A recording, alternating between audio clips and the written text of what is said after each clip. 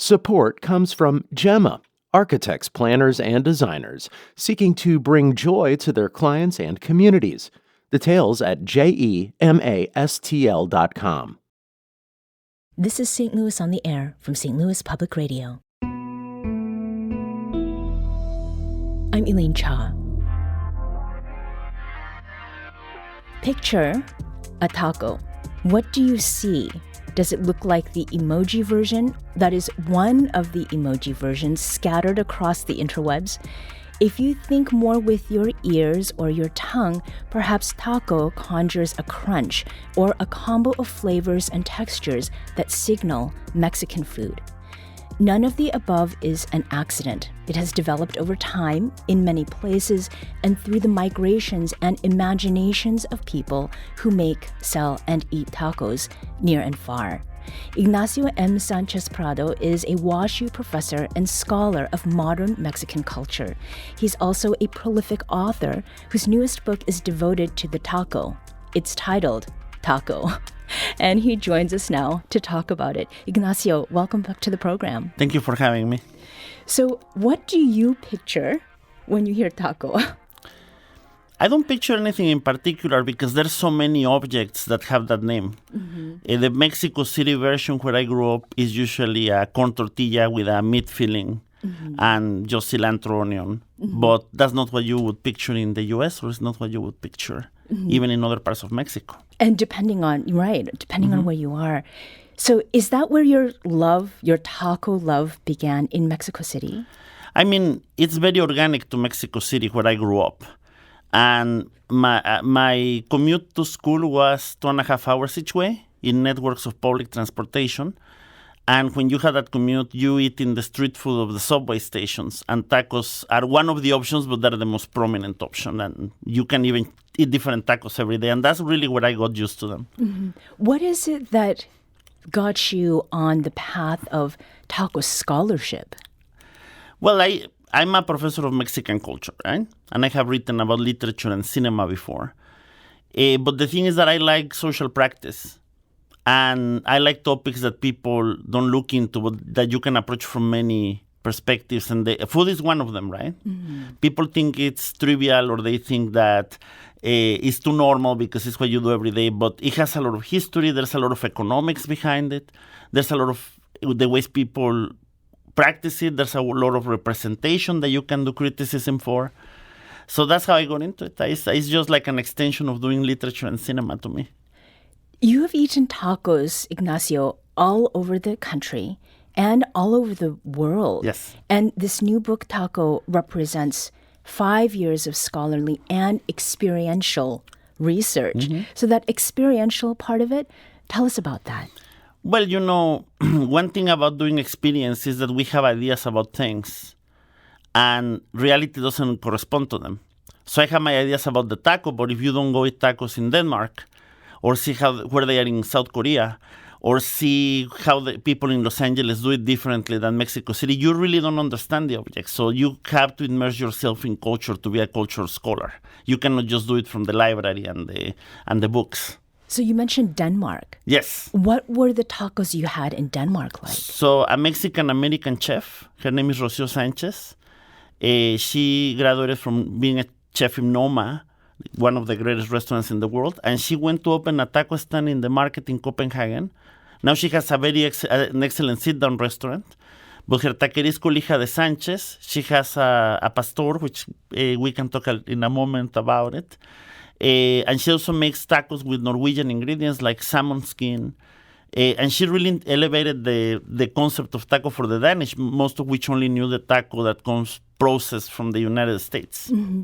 That processed version. Yeah. What does that consist of? It's really interesting that it's tied like to a particular brand. Yes.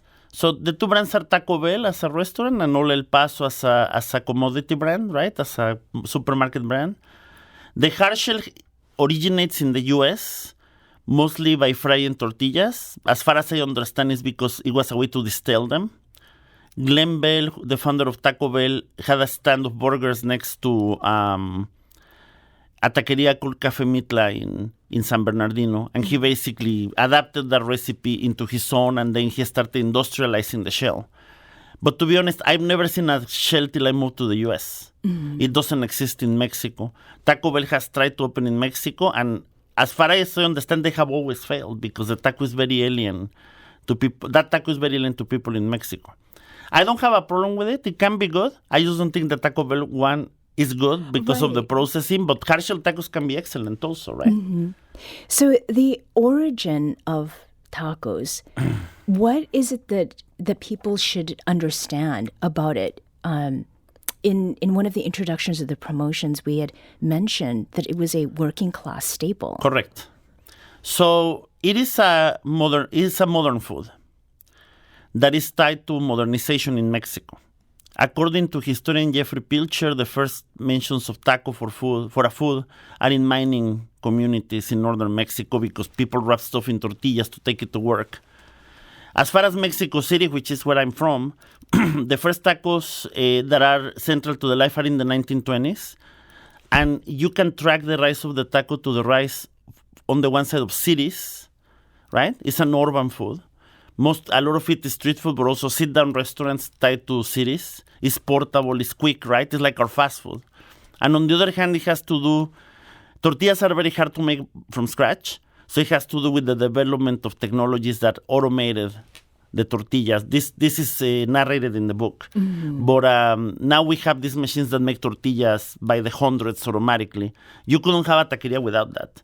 So I try to tell the story of the taco as a modern food because it's also a way to tell English language readers to not think of Mexico as a so-called underdeveloped or poor country, but rather as a modern country that has incredible cities, industry, right?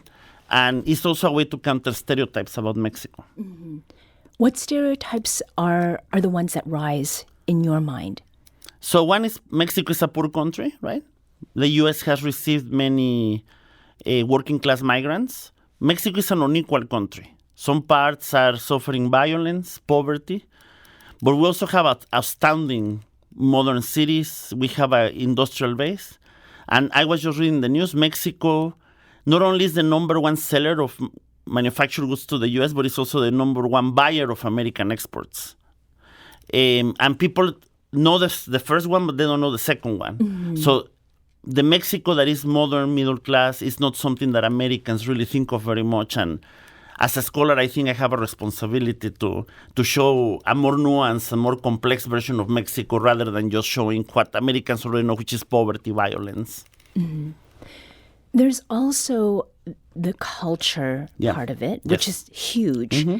The way that cultures have come together through people and their migrations in and out. Talk a little bit about that part of the taco story. Yeah, so Mexico is a mixed race and mixed culture country. That includes not only the Spanish and the indigenous heritages and the black heritages that come from the colonial times, but we have a very large wave of migrants from the Middle East and from Turkey and like Eastern Europe. Some of them Muslim, Jewish, Christian, everything. And the most iconic taco in Mexico is el taco al pastor. And that is actually like a shawarma or a doner kebab. It's just done with pork because the people who did them were not Muslim, so they didn't have the prohibition. But the original ones that are called Arab tacos, and you can find in the city of Puebla, are condimented not very differently from a gyro or from a doner kebab from Turkey. But, eventually they got marinated, they became red. And when people try to talk about so-called authentic Mexican food, the taco al pastor is something that they show because not everybody makes it in the shawarma because it's a hard thing to make, right? So, although, as you probably saw in the book, I don't really believe that there's such a thing as authentic Mexican food. Right. Well, before we get to that authenticity point, what makes a taco a taco? So, the Tacopedia, which is a book readers can find that sort of classifies tacos in Mexico, is basically a tortilla with a filling. That's it? That's it. Okay. So it's very flexible. Of course, the tortilla is also an interesting category because the hard shell is also a tortilla in this concept. The flour tortilla, which to me is equally legitimate as the corn tortilla, but not everything that is in a tortilla is a taco. A burrito is a different object. So to me, it's not a taco. A quesadilla is a different object. They have different shapes and different structures. So I don't think you can pin it down to like something that is foolproof and fail-safe. Yeah. So authenticity. Yeah. Mexicanidad is central to the way that you understand the taco and write about it. And in the introduction, I had mentioned emojis because they're more than just cute little images. They're symbols. Yes. And the taco has become synonymous to some with Mexican food sort of writ large. Why is authenticity important to talk about when we discuss tacos? So authenticity is a problematic category. I think that the way it's used the most in Mexico is to demean the culture and the food of Mexican Americans.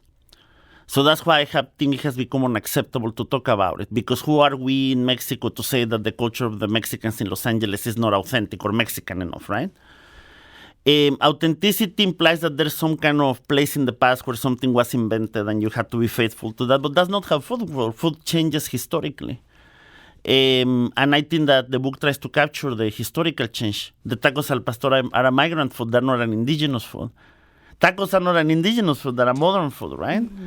And even the other two pieces of information is one, I don't think people in Mexico, whenever you ask them what is the most important Mexican dish, would say taco. Mexicans in Mexico probably say mole. Delicious. Which is very complex, but it also embodies our mixed race history. And it's a colonial dish in some versions and an indigenous dish in others. The other thing is, if you go to that street food landscape in Mexico, you can find birria, which is a stew, with a packet of ramen dumped in there. We make sushi with mango and plantain.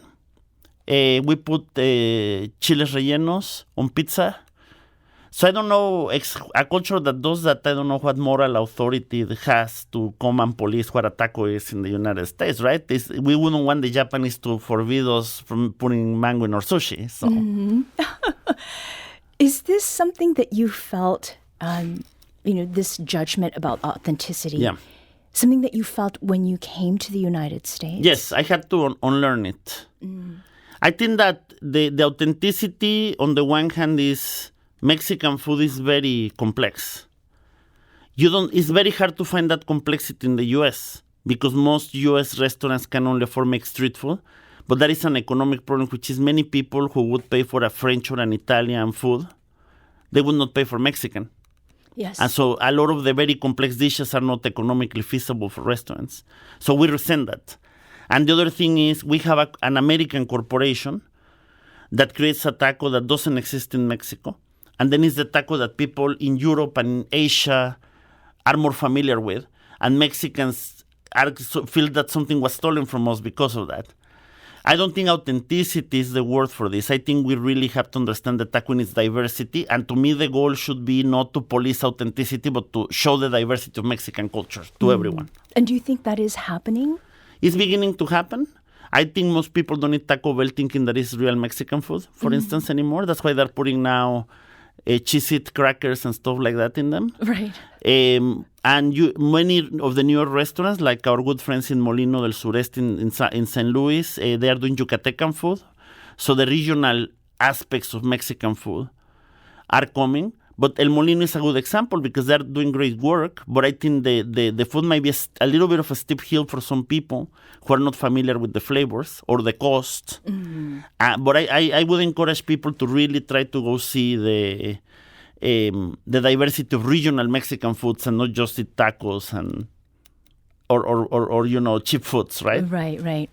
This is a great spot for us to take a quick break. We'll be back shortly to continue this conversation. This is St. Louis on the Air on St. Louis Public Radio.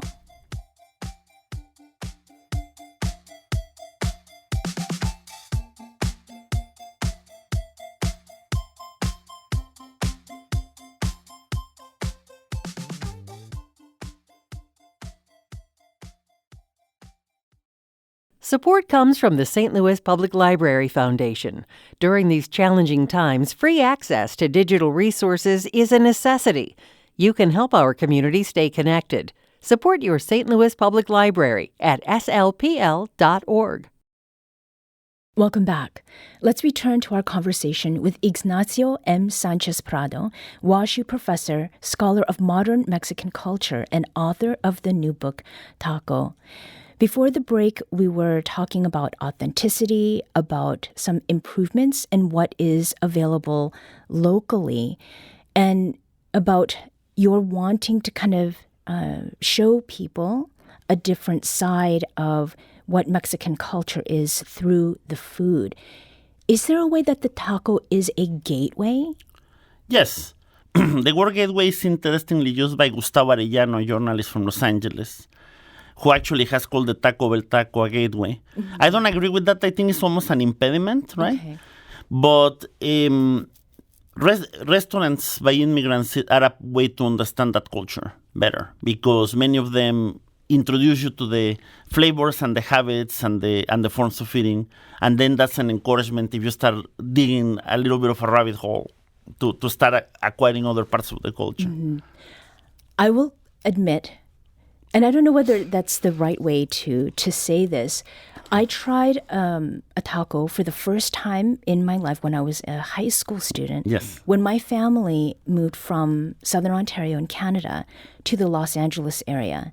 And the very first taco that I had was at a Taco Bell in the LA area.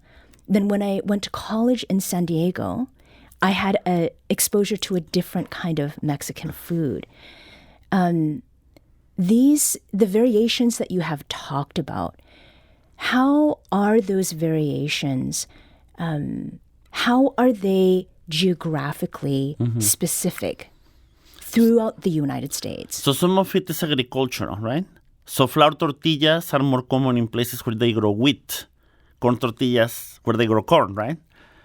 Some of them have to do with regional migrants. So if you go to New York City, a lot of migrants are from Puebla. So you find Pueblan food in there. Whereas in other places you have Oaxacan migrants and they have a different kind of thing. One of the problems in the U.S. is those regional differences get erased because a migrant has to cater to the flavor of the people from the place who may not be familiar with the more traditional flavors, right? So to make money, sometimes you have to sell a hard-shell taco even though that's not something you ever ate before coming to the U.S. So it's always a negotiation. But that also creates new things, right? Some the hard-shell tacos and everything are the result of very specific historical processes and ways of life. And I think we have to respect that. And I don't think I'm someone to come tell a Mexican migrant that their taco is bad because it doesn't look like my taco, right? I think that's an arrogant perspective. You talked before the break about cost. Yes. And money is very much a part of what happens when anything becomes transnational. Yeah. How has the taco and its sort of ascendancy affected the way economy works in different parts of Mexico? Well, Mexico has become a cool country now, especially in Mexico City. So we have a lot of U.S. migrants coming to the U.S. as digital nomads and so on. And also Mexico is a wealthy country. So there are upscale, expensive tacos. Instead of being made with industrial tortillas, they're made with heirloom maize by hand, right? They have ingredients that are ancestral, like grasshoppers or trumpet mushrooms, right? And at the same time, they cost a lot more money. That taco is hard to find in St. Louis because people wouldn't want to pay what it costs to make an artisanal tortilla, for instance. But the thing is, the taco cuts across class lines, and you can find it from the very cheapest corner outside a Subway all the way to the fanciest restaurant. One of the restaurants in Mexico City, Puyol, which is very expensive. They make an omakase of tacos in a bar. Omakase. And it's like $250 for like 6 tacos, you know. And all of them are good. But if you don't wanna pay according to your economic capacity, you are not seeing the diversity of the food. This book, you call the idea of the taco a social object. Yes. What do you mean by that, Ignacio? I'm sure that back in the pre-Columbian era, people wrapped food in tortilla, but that was not called a taco, and people didn't think of that as a taco. It was just sort of a practical way of doing things. The taco, as something that is infused with culture, requires a social practice. Requires for people to actually think of it as that is a taco. You eat it in a certain way. It has certain rules. It has certain ingredients. So to me, when I read about taco, it's not about just any food put in a tortilla, but it's also about something that is a concept that people actually live with and use. And I think that also gets to authenticity again. Yes. And what people's expectations are Yeah. when they have a taco and what they know about it beforehand, right? Yes. You never have an authentic taco in front of you because that doesn't exist. But you can think of it as authentic because your body's, whatever I ate when I was in Mexico, when I was a kid, right? And then you come and compare the taco, let's say from Seoul taco.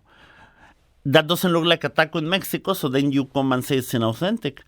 But those tacos are born in LA out of the vicinity of Koreans and Latinos, right? Yes. So who are we to say that they're not authentic? There's an authentic cultural contact between those two cultures, and it generates that taco.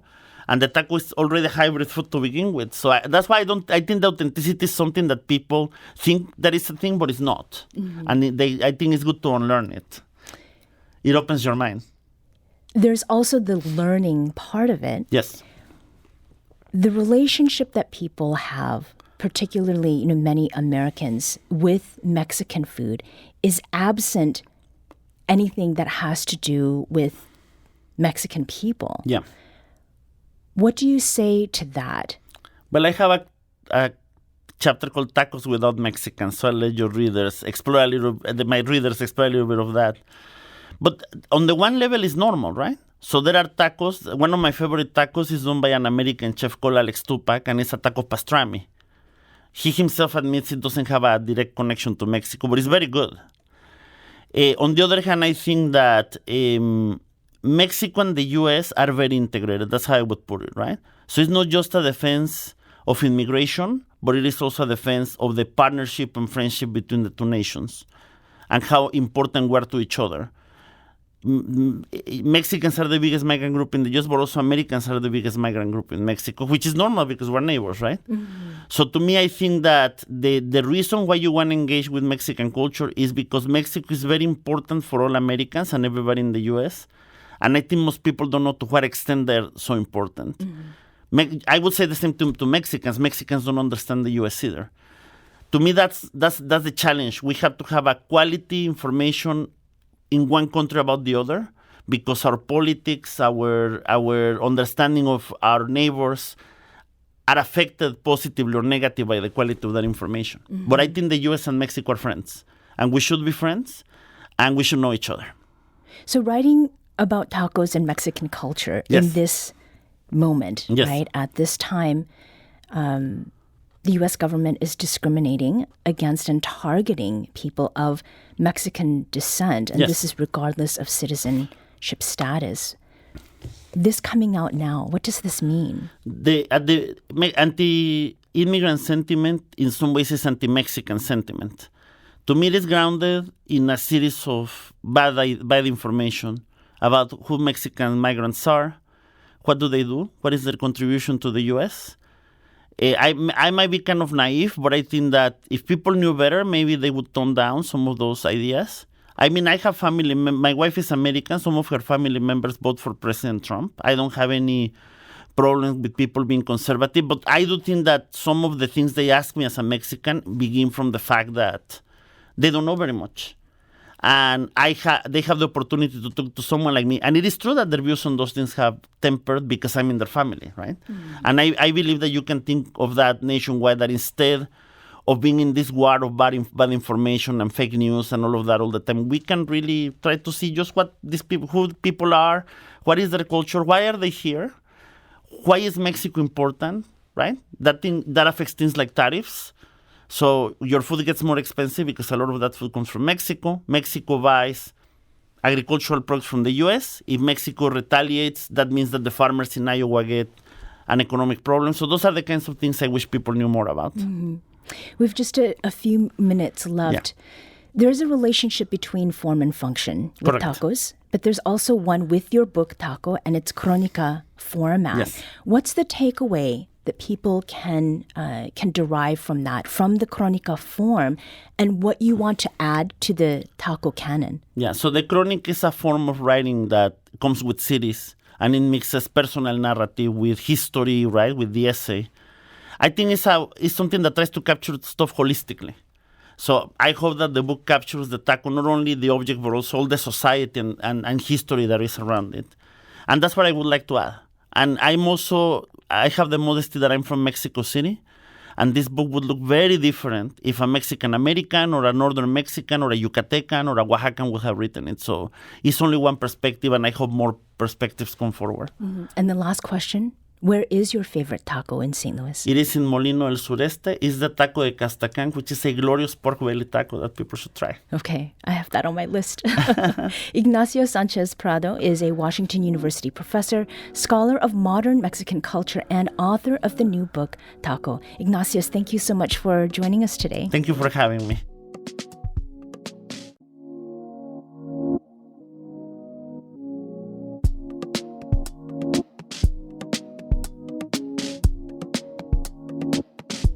This episode was produced by Emily Woodbury. Audio engineering and podcast design by Aaron Dorr.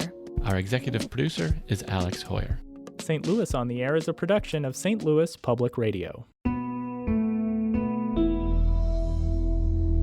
Understanding starts here. Do you find yourself regularly listening to episodes of St. Louis on the Air? Suggest us to a friend you think might enjoy our conversations. And leave us a review and rating on Apple Podcasts on the App Store. It's the simplest way to help people discover our show. Thanks. St. Louis Public Radio is a member-supported service of the University of Missouri St. Louis.